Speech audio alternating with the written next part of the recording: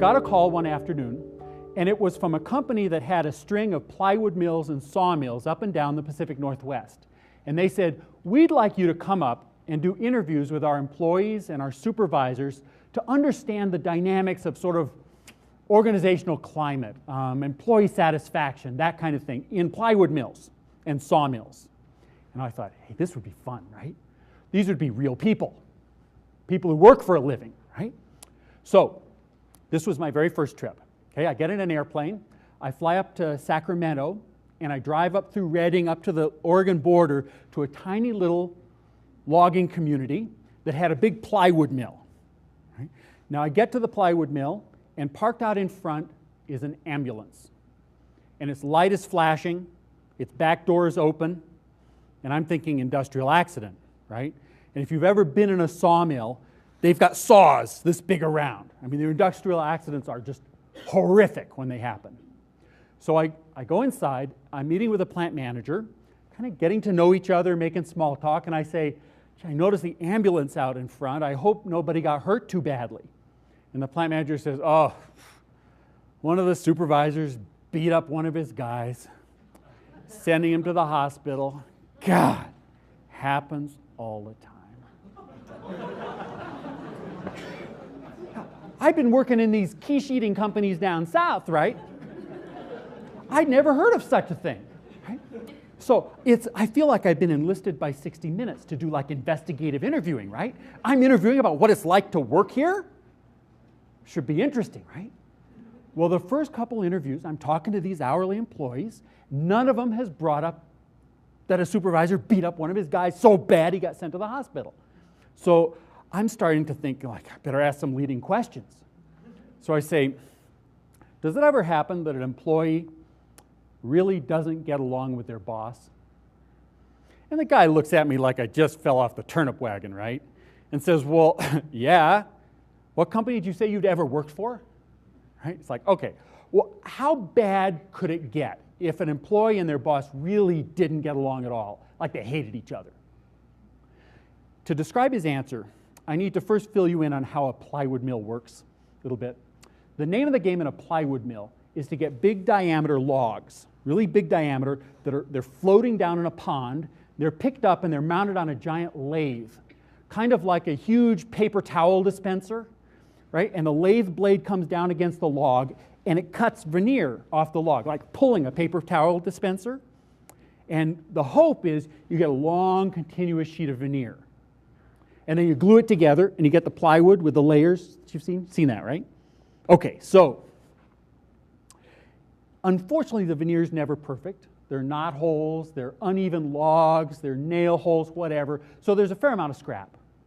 The scrap goes off the assembly line. In this particular plant, it went out of the plant altogether into a separate area of the plant, a room that was about a third the size of this auditorium we're in, and 3 stories high, and it only had one machine in it. There was a machine they called the hog. And the scrap would go in the top of the hog, and the hog was composed of giant spinning steel blades. And pulp would come out the bottom, sawdust, right? Worth pennies a ton. Now, the people who worked around the hog had the most amazing safety equipment you've ever seen, right? They had the hard hats, of course. They had the safety glasses, of course. They had the ear protectors. What I liked was they had the harness that was bungee corded to the wall, right? So they couldn't get too close to the hog. This is a dangerous machine, right? So I asked this guy, what happens if you really hate your boss? And he leans across the table and he says, the hog. Oh, I thought he was talking murder, right? He said he could tell. I was like, no. We don't put the supervisor down the hog. We smuggle finished plywood out of the plant and we run it down the hog like down a giant pencil sharpener. He's talking sabotage. Later that day, I got to interview the supervisor who beat up the employee. Right? And I'm talking to him. Right? He's still at work, right?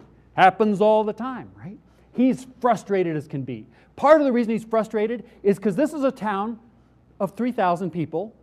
Virtually everybody works at the plant. He grew up in the town. His dad worked at the plant. And now his wife is saying, we can't go to church in this town anymore Because too many people here hate you. This is sad, right? And he's saying, well, you know what's wrong? Because I'm motivated. I'm committed. I'm committed to this company's success. And when one of my employees isn't committed, isn't motivated, I do whatever it takes to get production out the door. And if that takes slugging them, that's what I do. And I asked him about the hog. And he said, I know. And you know what we do? This is an old plant built in the 1800s. He and his buddies were spending the afternoon climbing up in the wooden rafters, spying down on people to see them, to see if they could catch them smuggling stuff to put down the hog. Fun place to work, right? Well, here's the law of the hog. If you work with people in such a way that they don't like you, bad things will happen, right? Now, I want to back off the sabotage thing. I don't believe sabotage is what's happening in places, right? I don't believe that if I walked around your organization, I'd be running into sabotage. Here's what I think I'd see. I think I'd see what we call spiritual turnover, where your body keeps coming to work, but your spirit has left the building and is off with Elvis somewhere, right? And now you've got zombies walking the hallways who aren't committed, okay? You don't see their initiative. You don't see their energy. You don't see their creativity. You can't see those things that, those intangibles that make a knowledge worker worth something. Can you imagine that? So what's the biggest mistake, the number one mistake we see people make? They move to their power. They are frustrated, and I want you to think for a second. The last time somebody, your son or daughter, your boss, right? An employee you work with, an employee who works for you, think of the last time someone refused your direct request. Did you respond by going to power? Did you wish you could?